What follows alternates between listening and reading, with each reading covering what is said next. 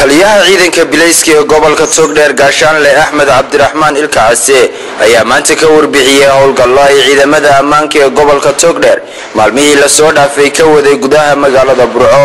howlgalladan iyo kuwii ugu ballaadhnaa ay ciidamadu sameeyaan ayaa sida uu sheegay taliyuhu lagu soo qabtay dad waxaana taliyuhu arrimahaasi ka hadlaya uu yiri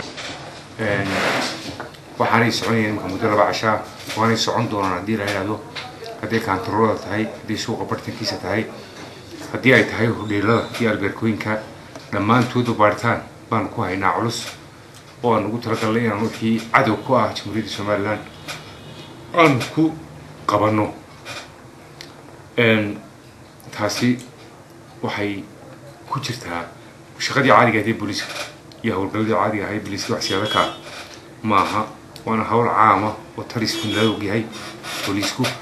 جودهان يا مرة كقبنو إنه كاترولات كأنه هذا وده اللي تنسيه ويجران ولا ساق قبطي لكن إما كمان رجع كرا والله ما أنا كرواد يعني دمبيريال لكن هو ضد أن كنت مسنا هيني ك شقينين إن دولة هالشهر كان هو كره مثلا أو دولة البعض ويلا ذي ما المدة وتوام عشان ما في قاعد وانا لفه lagu qabtay Itoobiya oo lagu qabtay halka gaashaanadkeeda kuwaas oo kale ku lug lahaa oo qaar baxsadeen qaarna aan ku daba jiro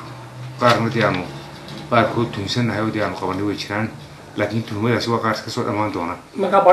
baaris ma noqdna diyaar taliyaha ciidanka bilayska ee gobolka Togdheer maruu ka hadlayay sida ay bulshada Burco oo warkaan howlgalladan ay ku cusub iyo dareenada ka dhashay ayaa waxa uu yiri boqolkiiba boqol bay dadweynuhu raali ka yihiin arrintaasi waqtiga aan ku beegnay ee ku haboon ee maalinimada ah ee cadawga muuqanayo ee aragtida yeelanaya ee dareenku muuqanayo hadii jeerna marka dareenka bliiska uu ka muuqdo suuqa